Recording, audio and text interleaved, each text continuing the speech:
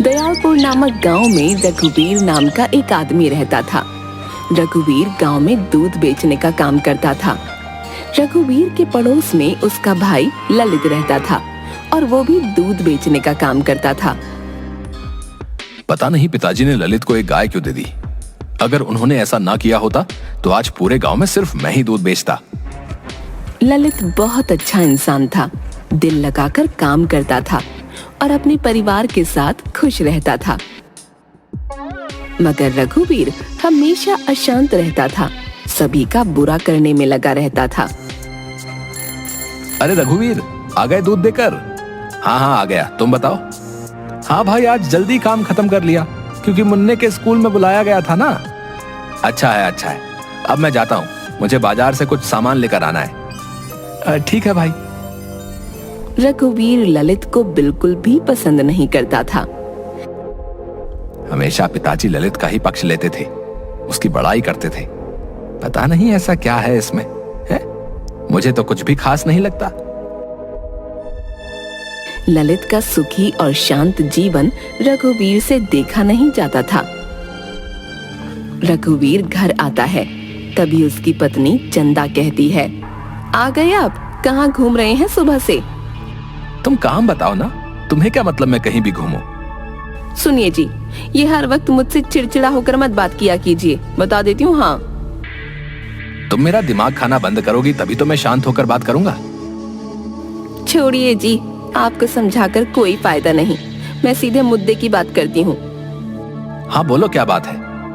धीरे धीरे बच्चे बड़े हो रहे हैं, इसीलिए खर्च बढ़ता जा रहा है और आपकी आमदनी उतनी की उतनी ही है। ऐसे घर नहीं चल पाएगा। हाँ तो क्या चाहती हो, मैं क्या करूं? है? इसे गाय के दूध को बेचने से कुछ नहीं होने वाला। आप खेती बाड़ी भी शुरू कर दीजिए, जिससे हमारी आमदनी अच्छी हो। अरे चुप रहो, इस कड़ी धूप में मैं नहीं कर सकता खेती बाड़ी। जरा देखिए तो सही, ललित भैया कितने मेहनती हैं। कभी आप भी उन जैसा बनने की कोशिश क्यों नहीं करते? लो, अब बस तुम्हारे मुंह से ही सुनना बच गया था, तुमने भी कह दिया। एक काम करो, चली जाओ उनके ही पास। ये क्या बोले जा रहे हैं आप? जरा भी समझ नहीं आप में, जो मन में आता है वो बोल देते हैं। मुझे नहीं बात करनी आपसे। चंदा गुस्सा होकर वहां से चली जाती है। पता नहीं ऐसा क्या देख लिया इस चंदा ने ललित में, जो ये भी ललित का गुणगान गाने लगी। कुछ ना कुछ तो सोचना ही पड़ेगा। रघुवीर आमदनी बढ़ाने के बारे में सोचने लगता है। कोई तरीका नहीं मिल रहा जिससे आमदनी बढ़ जाए और मुझे खेत पर काम ना करना पड़े। रघुवीर गाय का दूध निकालता है और उसे लेकर सभी के घर देने जाता है। एक काम करता हूँ, जब दूध देने जाऊंगा तब सभी के घर से कुछ ना कुछ चुरा लूंगा।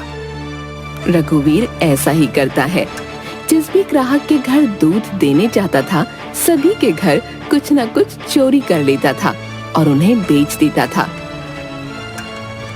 इस काम से भी कुछ खास पैसे नहीं मिल रहे हैं। इन छोटे मोटे सामानों को बेचकर 100-200 मिल पाते हैं। इसमें क्या होगा? कुछ बड़ा सोचना होगा।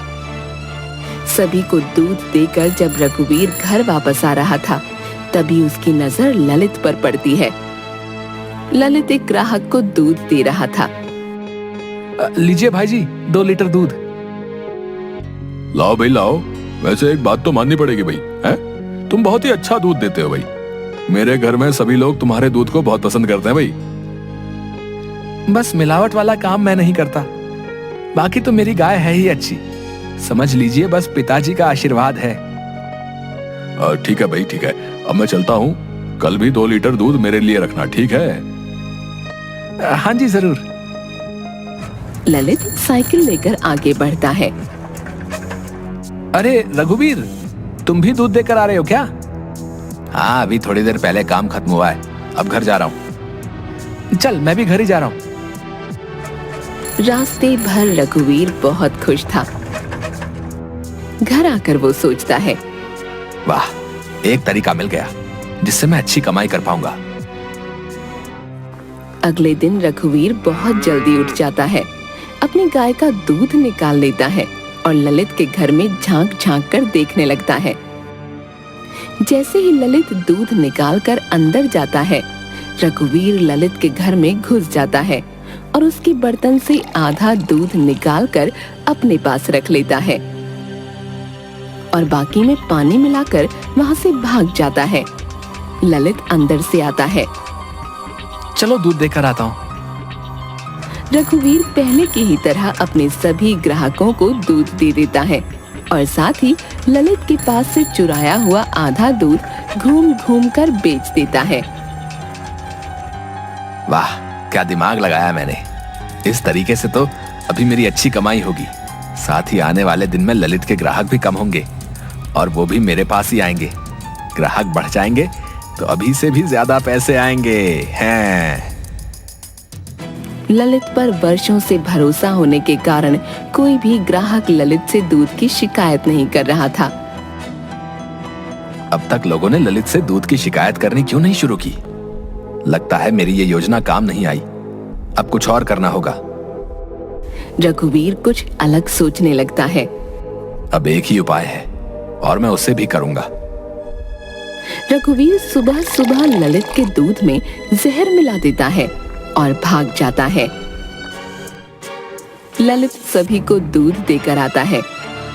दूध पीते ही कई लोगों की मृत्यु हो जाती है और कई लोग अस्पताल पहुंच जाते हैं। सभी ललित के घर आकर पत्थर मारने लगते हैं। अरे, ये क्या हो गया? अचानक इतनी भीड़। ललित, आज तुम बच नहीं पाओगे। तुमने दूध में जहर मिलाकर हमें दिया था ताकि हम मर जाएं। रुको, अभी तुम्हें बताते हैं। ललित कुछ नहीं समझ पाता। सभी उसे मारना शुरू कर देते हैं। तभी पुलिस वहां आती है और ललित को पकड़ कर ले जाती है। ललित की पत्नी मोना वहां आती है। रुक जाइए, मेरे पति को छोड़ दीजिए, उन्होंने कुछ भी नहीं किया है। पुलिस ललित को साथ लेकर चली जाती है। ललित की पत्नी और बच्चे रोने लगते हैं। तभी मोना की नजर रघुवीर पर पड़ती है। ऐसे दुख के माहौल में रघुवीर मुस्कुरा रहा था। मोना सोचती है, इस वक्त जब इनका भाई जेल जा रहा है तो ये मुस्कुरा रहे हैं, जरूर कुछ तो गड़बड़ है। मोना रघुवीर पर नजर रखने लगती है। ललित के जेल जाते ही रघुवीर पूरे गांव में अकेला दूध बेचने वाला बन जाता है। सभी उससे ही दूध लेना शुरू कर देते हैं। वाह, मजा आ गया। ललित जेल में पड़ा है और मैं यहाँ दुगनी कमाई कर रहा हूँ। आजकल रघुवीर हर वक्त खुश नजर आता था और हर रोज पैसे गिना करता था। अब बोलो चंदा, क्या बोलना चाहती हो? देखो तो जरा कितनी कमाई हो रही है। हाँ जी, ये तो कमाल ही हो गया। आप इतनी अच्छी कमाई कर रहे हैं, इसी खुशी में क्या मैं मायके से हो आऊं? हाँ हाँ, क्यों नहीं, जाओ, मैं बहुत खुश हूँ। जहाँ घूमना चाहो वहाँ घूम कर आओ। ये लो पैसे रखो, कुछ चाहिए होगा तो खरीद लेना। चंदा मायके जाने से पहले मोना के पास आती है। भाभी, मैं कुछ दिनों के लिए माँ के घर जा रही हूँ, तब तक आप इन्हें रोज रात का खाना दे दीजिएगा। सुबह का खाना पड़ोस वाली दीदिया करेगी। अच्छा, ठीक है। रात के वक्त मोना रघुवीर के लिए खाना लेकर आती है तो देखती है रघुवीर नशे की हालत में है। अरे भाभी जी, आप यहाँ? हाँ, खाना देने आई हूँ। ओ, रख दीजिए। वैसे आपको तो ललित की बहुत याद आती होगी, है? बेचारा गया जेल। और कौन भेजा उसे जेल? मैं। जी जी भाभी जी, सही सुना आपने, मैंने भेजा है उसे जेल। आपने भेजा है जेल? मगर कैसे और क्यों? अरे भाभी जी, आप भी ना कुछ समझती नहीं है। मैंने ही तो दूध में जहर मिला दिया था, जिस वजह से उसे जेल हुई।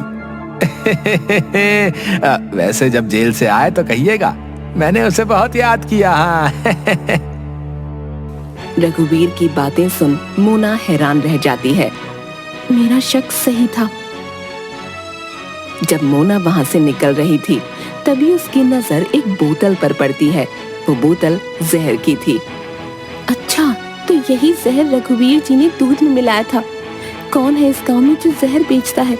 मिलना पड़ेगा उससे। अगले दिन मोना उस आदमी से मिलती है जो गांव में जहर बेचता था। इसके बाद वो सरपंच के पास आती है।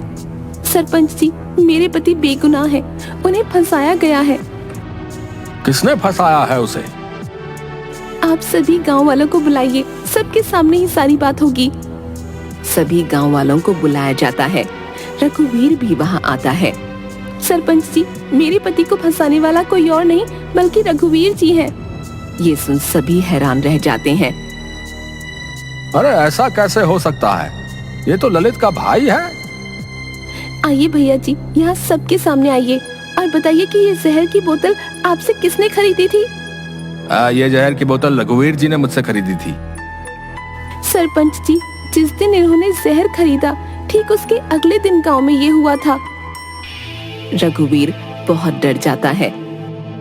क्यों रघुवीर, क्या सच्चाई है? जरा सामने आकर बताओ। रघुवीर डरता हुआ आता है। माफ कर दीजिए सरपंच जी, ज्यादा पैसों के लालच में मैंने ये सब किया। मैंने सोचा ये करने के बाद मेरी कमाई बहुत अच्छी होगी। अभी के अभी इसे जेल भिजवा दिया जाए, साथ ही ललित को छोड़ दिया जाए। और हाँ, गांव में जहर बेचना बंद करो। आज के बाद कभी किसी ने ऐसा किया तो कड़ी से कड़ी सजा मिलेगी। रघुवीर को गिरफ्तार कर लिया जाता है और ललित को छोड़ दिया जाता है। सभी गांव वाले ललित से माफी मांगते हैं और वापस ललित से दूध लेना शुरू कर देते हैं।